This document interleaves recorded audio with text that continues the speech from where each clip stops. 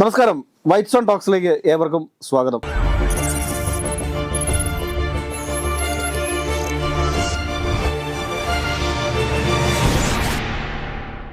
സാറേ നമസ്കാരം.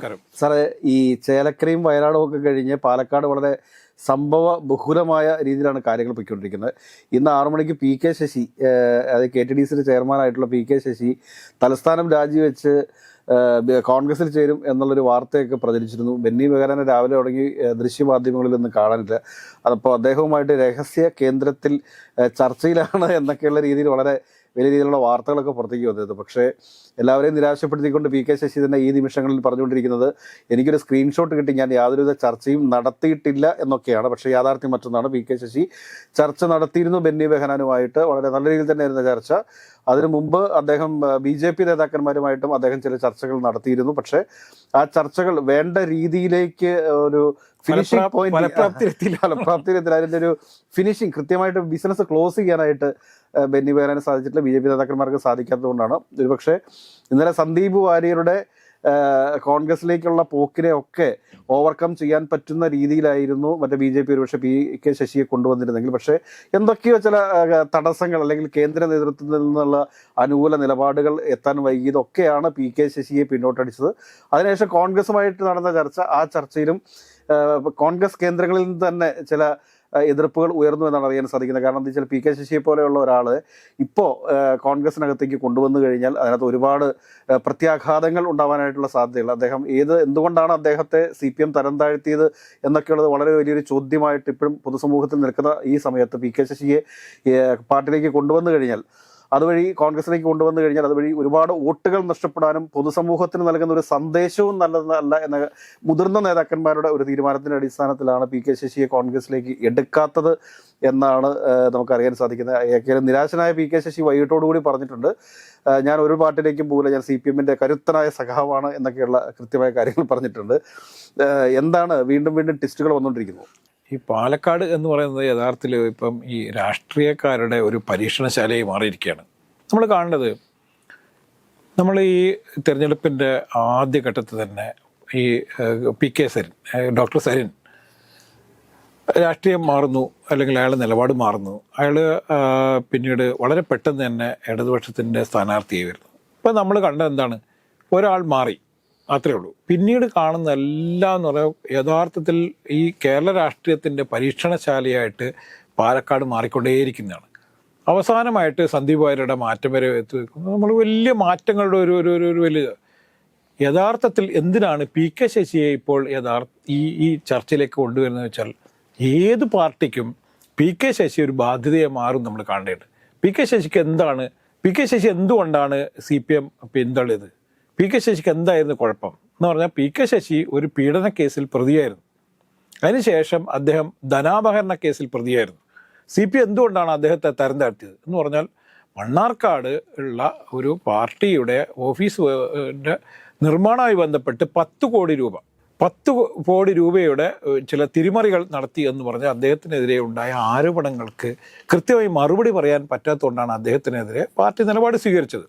അദ്ദേഹത്തെ തരം താഴ്ത്തണമെന്ന് പറയുന്നത് മാത്രമല്ല, ഇപ്പോൾ സുരേഷ് ബാബു ആണല്ലോ ഇപ്പോൾ CPMന്റെ ജില്ലാ സെക്രട്ടറി. പാലക്കാട് ജില്ലാ സെക്രട്ടറി ആയിരുന്ന സുരേഷ് ബാബുവിനെ ഒരു പീഡന കേസിൽ പ്രതിയായിക്കൊണ്ട് അദ്ദേഹത്തിനെ പാർട്ടിയിൽ നിന്ന് തരം താഴ്ത്താൻ വേണ്ടിയിട്ടും അല്ലെങ്കിൽ അയാളെ പുറത്താക്കാൻ വേണ്ടിയിട്ടുള്ള ഗൂഢാലോചന നടത്തി എന്നുള്ളതാണ് പി കെ ശശിക്കുണ്ടായ ഒരു ആരോപണം. ഇത്തരത്തിൽ വലിയ അധമ പ്രവർത്തനം നടത്തിയ ഒരാളിനെ കോൺഗ്രസ് ആയാലും ശരി, BJP ആയാലും ഈ പാർട്ടിയിലേക്ക് കൊണ്ടുവരാൻ വേണ്ടി ശ്രമം നടത്തിയ ആർക്കാണ് ദോഷം ഉണ്ടാവുക? ഇത്തരത്തിൽ അധമന്മാരെ പാർട്ടിയിലേക്ക് കൊണ്ടുവരുന്നത് വലിയ പ്രത്യാഘാതം ഉണ്ടാക്കുന്ന ഒരു സംശയമില്ല. പി കെ ശശിക്ക് ചിലപ്പോൾ ആളുകളുണ്ടാവാം, അദ്ദേഹത്തെ അനുകൂലിക്കുന്ന ആളുകളുണ്ടാവും. പക്ഷേ ഇത് പൊതുസമൂഹത്തിൽ കൊടുക്കുന്ന ന്യായം എന്താണ്? എന്ത് സന്ദേശമാണ് കൊടുക്കുന്നത്? ഇവർ അധമന്മാരായ ആളുകളെ കൂടെ കൂട്ടിക്കൊണ്ട് ഒരു വലിയ രാഷ്ട്രീയ നീക്കം നടത്തുമെന്ന് പറയുന്നത് ഈ പൊതു തെരഞ്ഞെടുപ്പിൽ എങ്ങനെയാണ് ബാധിക്കുക? പി കെ ശശിനെ അറിയുന്ന ആളുകളല്ലേ അവിടെയുള്ളത്. പി കെ ശശി എത്രക്കാരനാണെന്ന് കൃത്യമായിട്ട് അറിയുന്ന ആളുകളല്ല. ശരിക്കും പറഞ്ഞു കഴിഞ്ഞാൽ കോൺഗ്രസ് വലിയൊരു രാഷ്ട്രീയ വിഡ്ഢിത്തരത്തിൽ നിന്ന് രക്ഷപ്പെട്ടു അതാണ് കാണേണ്ടത്. അതുകൊണ്ട് പി കെ ശശിയെ പോലുള്ള ആളുകളുമായിട്ട് കോൺഗ്രസ് നേതൃത്വം ചർച്ച നടത്തിയിട്ടുണ്ടെങ്കിൽ അത് ഭയങ്കര ബ്ലണ്ടറാണ്. BJP നേതൃത്വം അദ്ദേഹമായിട്ട് ചർച്ച നടത്തിയ ബ്ലണ്ടറാണ്. കാരണം എന്ന് പറയാം, ഒരു ക്ലീൻ ഇമേജുള്ള ഒരാളിനെയാണ്. ഇപ്പം നമുക്കറിയാം, ഇന്നലെ സന്ദീപ് വാര്യരുടെ ഈ കോൺഗ്രസ് പ്രവേശനം യഥാർത്ഥത്തിൽ വലിയ സംഭവമായി. നമുക്കറിയാം, ഇതേ സമയത്ത് തന്നെ മുഖ്യമന്ത്രി എവിടെ ഉണ്ടായിരുന്നു? പാലക്കാടായിരുന്നു. എത്ര മാധ്യമങ്ങൾ അത് റിപ്പോർട്ട് ചെയ്തു? മുഖ്യമന്ത്രിയുടെ യോഗം പോലും അപ്രസക്തമായിക്കൊണ്ട് അവിടെ വലിയ രീതിയിലുള്ള നീക്കമാണ് നടന്നത്, ഇല്ലേ? നമ്മൾ എന്താ കണ്ടത്? മുഖ്യമന്ത്രിയുടെയും LDFന്റെയും രാഷ്ട്രീയ നീക്കങ്ങൾക്ക് വലിയ തിരിച്ചടി കിട്ടാൻ പോകുന്നു എന്നുള്ളൊരു സന്ദേശമാണ് അവിടെ നൽകിയത്, അല്ലേ? പക്ഷേ ഇന്ന് കണ്ട എന്താണ്? ഇവിടെ എന്തിനാണ് PK ശശി ഇവർ ചർച്ച നടത്തിയത്? എത്ര അബദ്ധമാണ്! PK ശശിക്ക് യഥാർത്ഥത്തിൽ പാലക്കാടുള്ള CPM പ്രവർത്തകർക്കിടയിലോ അല്ലെങ്കിൽ പൊതുപ്രവർത്തകർക്കിടയിലോ ഒരു തരത്തിലുള്ള സ്വീകാര്യതയില്ല എന്നൊരു ഘട്ടത്തിൽ നിൽക്കുന്ന സമയത്ത് ഇവർ ആരും തന്നെ അദ്ദേഹമായിട്ട് ഒരു ചർച്ച നടത്താൻ പാടില്ലായിരുന്നു. ഇവിടെയാണ് കുഴപ്പമെന്ന് പറയുന്നത്. ഇപ്പം നമുക്കറിയാം, നിരവധിയായ RSSന്റെയും അല്ലെങ്കിൽ BJPയുടെയും നേതാക്കന്മാരുമായിട്ട് കോൺഗ്രസ് ചർച്ച നടത്തിയിട്ടുണ്ട്. ചിലപ്പോൾ ചില നിർണായക ഘട്ടത്തിൽ നാളെയോ എങ്കിൽ ചില ആളുകളൊക്കെ പ്രഖ്യാപിക്കാൻ സാധ്യതയുണ്ട്, അല്ലെങ്കിൽ തെരഞ്ഞെടുപ്പിന് ശേഷം പ്രഖ്യാപിക്കാൻ സാധ്യതയുണ്ട്. പക്ഷേ PK ശശിയെ പോലൊരാളെ ഒരിക്കലും ചർച്ച നടത്താൻ പാടില്ലായിരുന്നു. മാത്രമല്ല അത് മോശമായ സന്ദേശം നൽകിയിരുന്നു നമ്മൾ കാണുന്നത്. ഇതിനകത്ത് ഏറ്റവും വളരെ പ്രസക്തമായിട്ടുള്ള മറ്റൊരു കാര്യങ്ങളുണ്ട്. അതായത് മെട്രോമാൻ ഈ ശ്രീധരൻ ഇതുവരെയായിട്ടും മറ്റേ പാലക്കാട് പ്രചരണത്തിന് BJPക്ക് വേണ്ടിയിട്ട് ഇറങ്ങിയിട്ടില്ല എന്നുള്ളത് നമ്മൾ ചർച്ചയാക്കേണ്ട കാര്യം തന്നെയാണ്. അദ്ദേഹത്തിന്റെ ആരോഗ്യകരമായ പ്രശ്നത്തിനൊക്കെ പറഞ്ഞാൽ തന്നെയും അതിലൊരു കാരണമുണ്ട്. കാരണം നമുക്കറിയാം, ഈ മെട്രോമാൻ ശ്രീധരനെ ഈ ഇലക്ഷനിലേക്ക് കൊണ്ടുവരുന്നത് എങ്ങനെയാണ്? മുഖ്യമന്ത്രി സ്ഥാനാർത്ഥി എന്ന് പറഞ്ഞിട്ടും ആണ് കൊണ്ടുവരുന്നത്. മാത്രമല്ല അദ്ദേഹത്തെ തെറ്റിദ്ധരിപ്പിച്ചു എന്നുള്ളതാണ്. സുരേന്ദ്രൻ അദ്ദേഹത്തെ തെറ്റിദ്ധരിപ്പിച്ചാണ് ഈ തെരഞ്ഞെടുപ്പിൽ സ്ഥാനാർത്ഥിയാക്കുന്നത്. അത് വലിയ രീതിയിൽ ദോഷം ചെയ്തു എന്നും കൂടി നമ്മൾ കാണേണ്ടതുണ്ട്. ഈ വിഷയം ഒക്കെ ചർച്ച ചെയ്യേണ്ടതാണെന്ന് ഈ സമയത്ത്. മെട്രോമാൻ പോലെയുള്ള വളരെ സ്വീകാര്യനായ ഒരാളിനെ കൊണ്ടുവന്നെങ്കിൽ അദ്ദേഹത്തിന് പൂർണ്ണമായ പ്രൊട്ടക്ഷൻ കൊടുക്കാൻ വേണ്ടി BJP കഴിയണമായിരുന്നു. അത് കഴിഞ്ഞില്ല. അവിടെ പലതരത്തിലുള്ള കോംപ്രമൈസിങ് ഉണ്ടായി എന്നുള്ളതാണ് വിഷയം. എന്തുകൊണ്ടാണ് അത്തരത്തിലുള്ള കോംപ്രമൈസിലേക്ക് പോയത് BJP? ഇതൊക്കെ ചർച്ച ചെയ്യപ്പെടുന്ന വിഷയമാണിത്. ഇതിൽ ഒരു ദിവസം കൂടിയുള്ളൂ. ഈ പബ്ലിക്കായിട്ടുള്ള ഒരു പ്രചരണത്തിന് ഒരു ദിവസം കൂടിയുള്ളൂ. ഈ പ്രചരണത്തിലൊക്കെ എന്തുകൊണ്ടാണ് ഇതൊന്നും വിഷയമാകാത്തത്? മെട്രോമാൻ്റെ പേര് എവിടെയൊന്ന് സ്പർശിച്ചോ? ഈ തെരഞ്ഞെടുപ്പിന്റെ ഈ പൊതുയോഗങ്ങളിൽ എവിടെയും മെട്രോമാൻ്റെ പ്രവർത്തനങ്ങളെക്കുറിച്ചോ മെട്രോമാൻ സ്ഥാനാർത്ഥിയായതിനെ കുറിച്ചോ എവിടെയെങ്കിലും പ്രചരിച്ചോ? ഇല്ല. എന്തുകൊണ്ടാണ് അത് ഉണ്ടായത്? മെട്രോമാനെ ആരാണ് തമസ്കരിച്ചത്?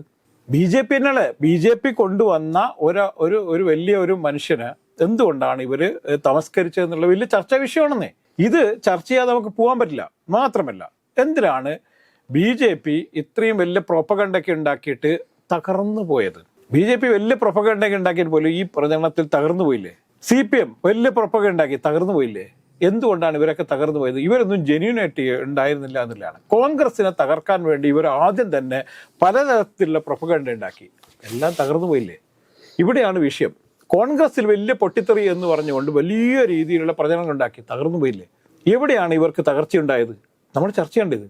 കൃത്രിമമായി സൃഷ്ടിച്ചു എന്ന് മാത്രമല്ല, മാധ്യമങ്ങളെ വിലക്കെടുത്തുകൊണ്ട് വലിയ രീതിയിൽ പ്രൊപ്പഗണ്ട ഉണ്ടാക്കി തകർന്ന് അവസാന ഘട്ടത്തിലാക്കും. എന്താ സംഭവിച്ചത്? അല്ല, ഇന്നലെ ചില മാധ്യമങ്ങളുടെ ഭാഗത്ത് നിന്ന് ഇന്നലെ ഉണ്ടായ ഒരു കാര്യം എന്താണെന്ന് ചോദിച്ചു കഴിഞ്ഞാൽ, പബ്ലിക് ഒപ്പീനിയൻ എന്നുള്ള രീതിയിൽ ആളുകൾക്കിടയിൽ പോവുകയും സന്ദീപ് വാര്യർക്കെതിരെ നെഗറ്റീവായിട്ടുള്ള കമന്റുകൾ പറഞ്ഞ് ആ കമന്റുകൾ മാത്രം പ്രക്ഷേപണം ചെയ്യുകയും ചെയ്ത ഒരു അജണ്ട കൂടി അവർ സെറ്റ് ചെയ്തു. സിബി, നമ്മൾ കാണേണ്ടത് ഇതെല്ലാം തകർന്നു പോയാണ്. നമ്മൾ കാണേണ്ടത് ഇത് പാലക്കാട് എന്ന് പറയുന്നത് തിരുവനന്തപുരമോ എറണാകുളമോ അല്ല. ഒരു സാധാരണക്കാരായ ആളെ വൈകാരികമായി ഇതിനെയൊക്കെ ഏറ്റെടുക്കുന്ന ഒരു ജനസമൂഹത്തിന് മുന്നിലാണ് ഇത് കൊണ്ടുവരുന്നത്. നമ്മൾ മാധ്യമങ്ങൾ എന്തെങ്കിലും അജണ്ട സെറ്റ് ചെയ്തിട്ട് അതിനനുസരിച്ച് ജനങ്ങൾ പ്രവർത്തിക്കണം എന്ന് പറഞ്ഞാൽ നടക്കില്ലെന്നേ. യാഥാർത്ഥ്യങ്ങളുണ്ട്. പാലക്കാട്ട് ആരൊക്കെ പോയി എന്തൊക്കെ കാണിച്ചു എന്ന് പറഞ്ഞാലും പാലക്കാട്ടെ ജനങ്ങളെ സംബന്ധിച്ച് അവർ കൃത്യമായി ഓൾറെഡി അവർ തീരുമാനിച്ചിട്ടുണ്ട് ആർക്ക് വോട്ട് ചെയ്യണമെന്ന് തീരുമാനിച്ചിട്ടുണ്ട്.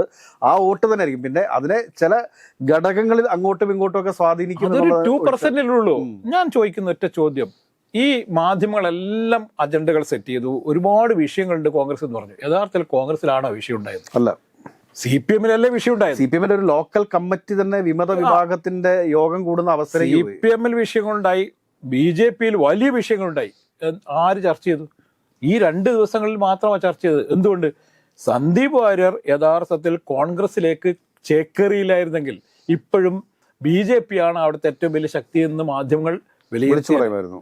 ഇവിടെയാണ് വിഷയം. സന്ദീപ് വാര്യർ പോയി എന്നുള്ളത് ഒരു ചെറിയ സംഭവമാണെന്നാണല്ലോ പറയുന്നത്. യഥാർത്ഥത്തിൽ ചെറിയൊരു സംഭവമേ അല്ല നമ്മൾ കാണണ്ടേ. അതായത് ഇപ്പോൾ വേറൊരു കാര്യം കൂടി വരുന്നത് വെച്ചാൽ, EP ജയരാജൻ ഇനി എന്താണ് പുതിയ കട തുറക്കുക, ആ കട സ്നേഹത്തിന്റെ ആണോ വിദ്വേഷത്തിന്റെ ആണോ നമ്മൾ കണ്ടത് അല്ലെ. ഇതിന് ഏറ്റവും വലിയ വിഷയം എന്ന് പറഞ്ഞാല് ഇവർ കാണിച്ച ഏറ്റവും വലിയ മണ്ടത്തരം എന്നറിയാം സിബി എന്താണ്, EP ജയരാജന് പാലക്കാട് കൊണ്ടുപോയിട്ട് ഒരു ഷോ നടത്തി. അതിൽ മറ്റേ ഇയാൾക്ക് എത്താനും പറ്റിയില്ല, പി സരിന് എത്തിപ്പെടാനും പറ്റിയില്ല. അല്ല, അത് മാത്രമല്ലേ, EP ജയരാജന്റെ പ്രസംഗം തുടങ്ങിയിട്ട് 2 minutes കഴിഞ്ഞപ്പോ മഴ പെയ്തു എന്ന് പറയാം. പ്രകൃതി പോലും ഈ ദുരന്തത്തെ ഏറ്റുവാങ്ങാൻ തയ്യാറല്ല എന്നുള്ള വിഷയം. EP ജയരാജൻ കളവാണ് പറയുന്നത് പ്രകൃതിക്ക് പോലും അറിയാവുന്നുണ്ട്. പ്രകൃതി മഴ പെയ്ത് അയാളോട് പൊയ്ക്കൊള്ളാൻ പറഞ്ഞേ. ഇത്തരത്തിലുള്ള വലിയ സംഭവങ്ങൾ നടന്ന ഒരു ഇലക്ഷനാണിത്. യഥാർത്ഥത്തിൽ പാലക്കാട് ഇലക്ഷൻ ലോകത്തിന്റെ ചരിത്രത്തിൽ തന്നെ ജനാധിപത്യ പ്രക്രിയയിൽ എത്രത്തോളം വിചിത്രമായ ഇടപെടലുകൾ ഉണ്ടാവും എന്നുള്ളതിന്റെ ഏറ്റവും വലിയ ഉദാഹരണമായി രേഖപ്പെടുന്ന ഒരു ഇലക്ഷനായിട്ട് നമ്മൾ കാണുന്നുണ്ട്. അതുകൊണ്ട് ഈ പാലക്കാട് ഈ ഇലക്ഷൻ ഉണ്ടല്ലോ, വരും കാലത്ത് രാഷ്ട്രീയ മീമാംസ പഠിക്കുന്ന എല്ലാ വിദ്യാർത്ഥികളും ഇതൊരു ചരിത്ര സംഭവമായിട്ട് തന്നെ കാണുന്നതാണ് കാണുന്നത്. ഇന്നും പാലക്കാട് എന്തെങ്കിലുമൊക്കെ സംഭവിക്കുമെന്ന് പ്രതീക്ഷിച്ചിരിക്കുന്നവർക്ക് നിരാശയാണ് ഫലം എന്ന് തന്നെ പറയേണ്ടി വരും. ഏതൊക്കെയാലും ഇനിയും ടെസ്റ്റുകൾ ബാക്കിയാക്കിക്കൊണ്ട് പാലക്കാട് ഉപതെരഞ്ഞെടുപ്പിന് ഇനിയും 1 ദിവസം കൂടി അല്ല 2 ദിവസം കൂടി ഉണ്ട് എന്ന് ഓർമ്മപ്പെടുത്തിക്കൊണ്ട് നിർത്തട്ടെ. നന്ദി, നമസ്കാരം.